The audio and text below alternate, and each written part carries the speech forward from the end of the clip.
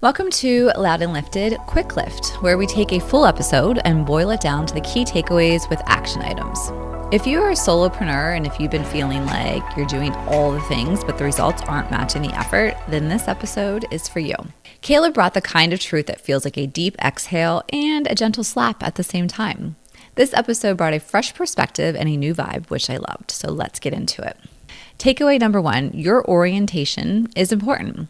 Kehla introduced the idea of orientation, basically where you're standing when you look at the problem. Because so many of us do this, and especially high-performing women, if something isn't working, we think, it's me, it's my messaging, I need to try harder, I need to work more, I need to put more out there. And the biggest blind spot that women have is that they don't realize where they're standing when they look at the problem of their business. So how can you solve it? I mean, how often have you heard someone say, oh, I'm too close, I don't have a good perspective? This is orientation. So instead, orientation says step back and look at the full ecosystem. Understand what's your offer, what's the sequence, what happens after someone says yes to your services. Is that system coherent, or is it chaos just wearing a cute outfit? Kehla talked a lot about from a solopreneur perspective, because when you're building everything by yourself, it's very difficult. Trust me, I get that. I have been living that the last year. But I realize that this can also happen in a corporate situation. This isn't just for solopreneurs. If your team isn't responding, you assume you're the problem or something else is going on, when it might be the priorities, it might be the clarity, or generally the system. Action item this week is a quick orientation reset. Before you fix anything, think about, what am I assuming the problem is? What else could it be? And if this wasn't so personal and so close, what would I adjust first? Takeaway number 2, coherence comes from subtraction, not more hustle. Okay, this part I wanted to stand up and clap because I felt this. This has been me in the last year. She said with women she works with, the answer is almost always taking things away. Not adding more, not doing more, not putting more messaging out there, not launching another offer, not joining another program, being on 5 platforms. It's subtraction. It makes so much sense. We try to have so many priorities and so many things going on. We can't do anything well, and we're everywhere just very thinly. She calls this coherence, when things work in harmony, in the right sequence, and the system is connected in the way that it's meant to be. This is just about the quality of being logical and consistent. And she made a huge point about why this gets especially messy for women who are leaving corporate. In corporate, the ecosystems exist. You do X, you get Y. You get paid, you get promoted, there's a structure. In entrepreneurship, you have to build the ecosystem and the stability yourself. Action item this week is the subtraction challenge. Pick one area of your work or life and remove one layer. What's one meeting that doesn't need to exist, or one platform that you're using that you're just not able to get any kind of traction on?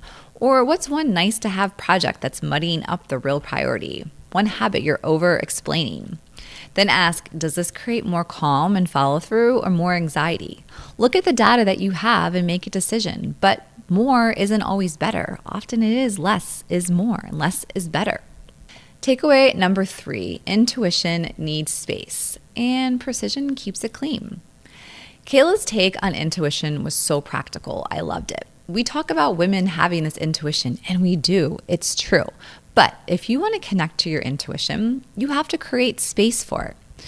She said you can try to listen to your intuition all day long, but if your environment is noisy, physically or mentally, you won't hear it.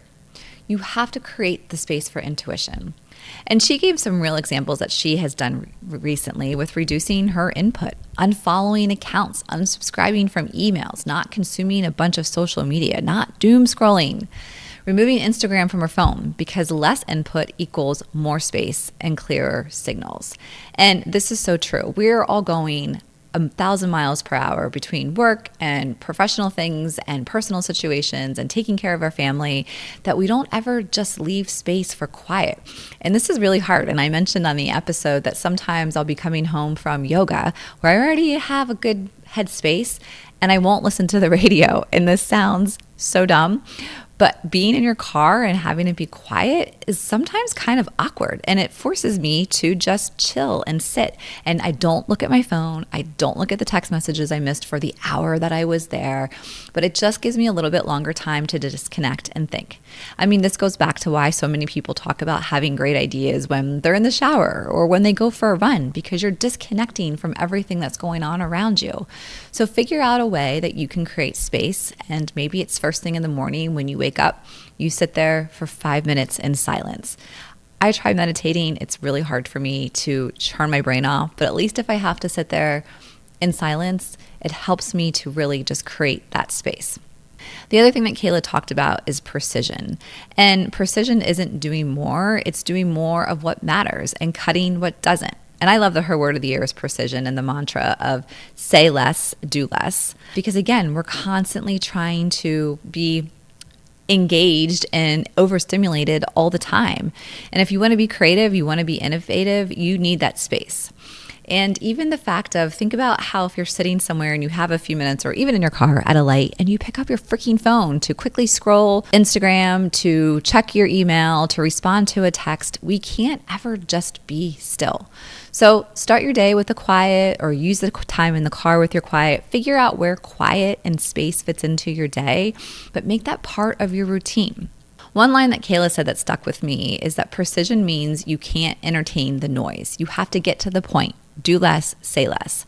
And I think that's such a leadership lesson, not just a business one. When we're scattered, we talk more, explain more, we agree more, and we wonder why we're exhausted. Precision is a boundary, it's clarity, and it's self-trust. I love her quote that says, truth feels like this is it, and I literally don't care what anyone else has to say about it. She's creating those boundaries and being focused and having that precision. So the action item this week, and this might be one of the toughest ones we've had in a while, is the quiet experiment. So choose one, choose a few, unfollow accounts, unsubscribe from emails, stay off of social media, put your phone down, remove an app, sit in your silence in the car, sit in your silence in the morning, but figure out what you can start to do and do it for a couple of days in a row, not just one time for 5 minutes. Make this part of your routine for an entire week and see how it feels. And at the end, ask yourself, what decisions feel clearer now? Or what do I know that I have been negotiating with? Or what great problem solving opportunity did I have, or creative new thing that I came up with? So here's your quick lift recap. Orientation is stepping back. Don't assume the problem is you. Coherence is the answer is often subtraction. Make it simpler and sequenced. And intuition and precision. Clear the noise so you can hear the signal. Think about this. Everything that we just talked about is taking away. It's not adding more to your day. It's taking away and getting focused and prioritized and being able to focus on what you need to much better. If this episode hit for you, share it with a woman who's been carrying too much and calling it ambition. If you haven't listened to Kehla's full episode, I strongly encourage you to do so. And as always, keep showing up like you mean it, and don't forget to lift others along the way.